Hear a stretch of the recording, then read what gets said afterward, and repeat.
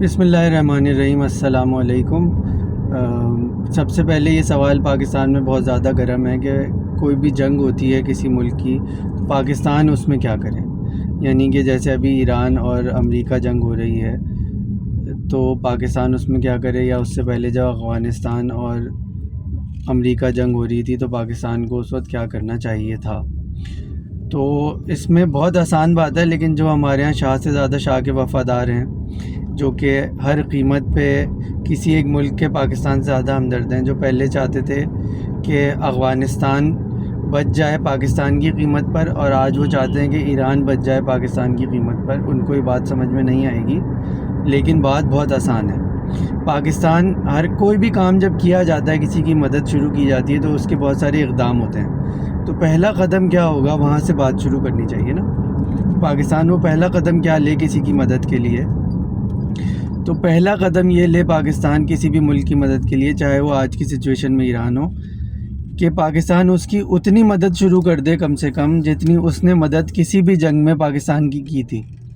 اچھا، آپ جیسی یہ بات کریں گے نا تو وہی سارے لوگ جو شاہ سے زیادہ شاہ کے وفادار ہیں وہ بغلیں جھانکنے لگیں گے، کیونکہ ان کو یہ اندازہ ہوگا کہ یار یہ سارے ملک جن کی ہم بات کر رہے ہیں، کبھی افغانستان کبھی ایران، انہوں نے تو جنگوں میں پاکستان کی مخالفت کی تھی اور دوسرے ملک کی مدد کی تھی، تو وہ کہیں گے نہیں یار اس طرح تو نہیں کرنا چاہیے، ہمیں تو ان کی مدد کرنی چاہیے، یہ تو کوئی بات نہیں ہوئی، آپ پچھلی باتیں بھول جائیں۔ تو میں ان سے یہ کہوں گا کہ آپ پچھلی باتیں بھولیں نہیں، بلکہ آپ احسان کے جذبے سے آگے بڑھیں، کیونکہ اگر آپ پچھلی باتیں بھول جائیں گے تو آپ ذمہ داری کے جذبے سے آگے بڑھیں گے اور آپ یہ سمجھیں گے کہ ہمارے اقدام کچھ اقدام ہی نہیں ہے۔ لیکن جب آپ احسان کے جذبے سے آگے بڑھیں گے تو آپ کو یہ اندازہ ہوگا اور آپ ایک بہتر ایٹیٹیوڈ کے ساتھ بات کریں گے کہ بھائی تم نے جو کیا وہ نہیں کر رہا میں،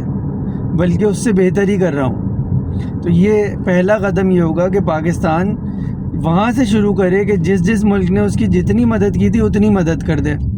پھر اگر اس کو یہ احساس ہو گیا یار یہ افغانستان ہو یا ایران ہو، انہوں نے تو ہمیشہ دشمنی کی پاکستان کے ساتھ، تو آپ دوسرا قدم یہ لیں کہ آپ یہ طے کریں کہ بھائی ہم ان سے کم دشمنی نہیں کریں گے۔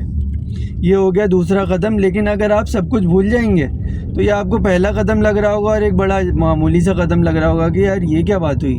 یہ تھوڑی ہوتی کرنے کی چیز۔ لیکن جب آپ کو یہ پورے ماضی کے حقائق معلوم ہوں گے تو آپ یہ کہیں گے کہ یار ہاں یہ تو پھر بہت بڑا قدم ہے کہ ہم نے تو ان کی طرح دشمنی نہیں کی ان سے۔ پھر آپ کو یہ احساس ہوگا کہ اگر آپ دشمنی نہ کرنے کے بعد کچھ میٹھے بول بھی ان سے بولتے ہیں تو یہ تیسرا قدم کہلائے گا ان کی مدد کا، اور آپ کو یہ معمولی سا قدم نہیں لگے گا کہ یار میٹھے بول دیے، بلکہ آپ یہ کہیں گے یار یہ تو بڑا اہم قدم ہے، کیونکہ آپ کو یہ احساس ہوگا کہ چاہے افغانستان ہو جس نے کشمیر کو انڈیا کا حصہ تسلیم کر لیا ہے، یا ایران ہو کہ جس نے ایک تو کسی بھی جنگ میں کوئی میٹھا بول پاکستان کے لیے نہیں بولا۔ آپ کارگل کا واقعہ لے لیں، آپ ابھینندن کی جنگ لے لیں، آپ مئی کی جنگ لے لیں، کوئی ایک میٹھا بول آپ کو نظر نہیں آئے گا۔ بلکہ جب ان کے صدر پاکستان آئے تو پاکستان نے کوشش کی کہ مشترکہ اعلامیے کے اندر کشمیر کا ذکر آ جائے، انہوں نے وہ کشمیر کا ذکر اس مشترکہ اعلامیے سے نکلوا دیا۔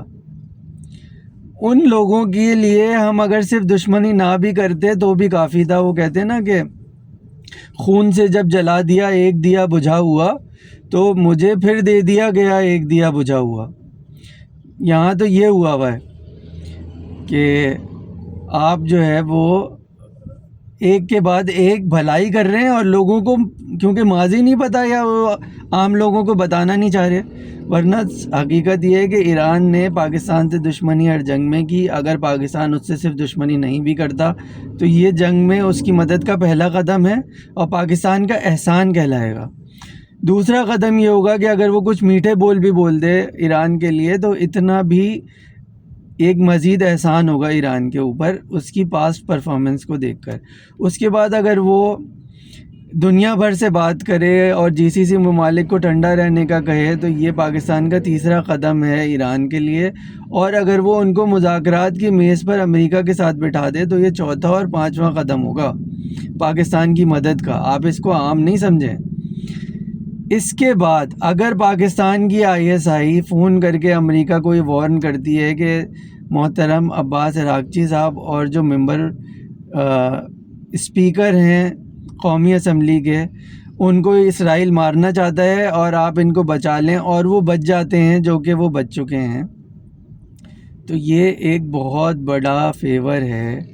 جو پاکستان ان کو دے چکا ہے، اور یہ چھٹا اور ساتواں قدم ہے. تو آپ یہ سوچیں کہ جو ملک آپ کی مدد میں 4 سیڑھیاں نیچے گیا تھا، آپ اس کی مدد میں 4 سیڑھیاں اوپر آ کر پھر مزید 7 سیڑھیاں اوپر جا چکے ہیں. لیکن آپ یہ کب سمجھیں گے؟ جب آپ تاریخ کو بھلائیں گے نہیں. تو تاریخ کو بھلایا نہیں جاتا، بیوقوف بلاتے ہیں تاریخ کو، بلکہ لوگوں کی مدد کی جاتی ہے نئے سرے سے، اور اس تاریخ کو ذہن میں رکھ کر کی جاتی ہے. اس کے ساتھ ایک نقطہ ایک اور دیکھ لیں، وہ بڑا اہم نقطہ ہے، اور وہ یہ ہے کہ میں اصل میں فراز کا شعر یاد کر رہا تھا، ابھی یاد نہیں آ رہا. بہرحال وہ اہم نقطہ یہ ہے کہ ان دونوں ملکوں میں، افغانستان ہو ایران ہو،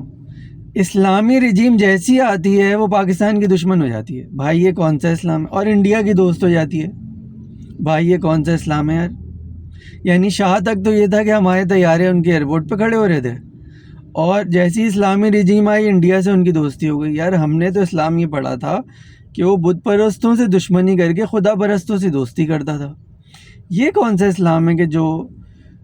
ڈائریکٹ بت پرستوں سے دوستی اپنا فرض سمجھ لیتا ہے اور مسلمان ملکوں سے دشمنی بھی اپنا فرض سمجھ لیتا ہے؟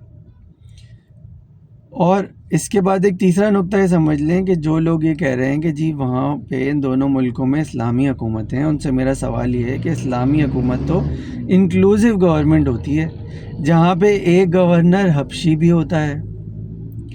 ایک گورنر جو ہے وہ غلام بھی ہوتا ہے، ایک گورنر جو ہے وہ کسی اور قبیلے کا بھی ہوتا ہے، ایک مشیر، ایک اہم مشیر جو ہے وہ یہودی قبیلوں سے مسلمان ہونے والے عظیم صحابی بھی ہوتے ہیں، اور ایک گورنر فارس سے آئے ہوئے عظیم صحابی بھی ہوتے ہیں. اگر آپ کے ہاں ایک ہی طبقے کی، ایک ہی سیکٹ کی مستقل حکومت ہے، اور دوسرا سیکٹ نہ آپ کا امیر المومنین یا رہبر سلیکٹ کرنے کے لیے کوئی رائے دے سکتا ہے، نہ وہ وزیر ہے نہ سفیر ہے، تو بھائی ایک سیکٹ کی حکومت ہے، آپ اس کو اسلام سے نہ ملائیں. اس سے بھی آپ لوگوں کا دکھ کافی حد تک کم ہو جائے گا.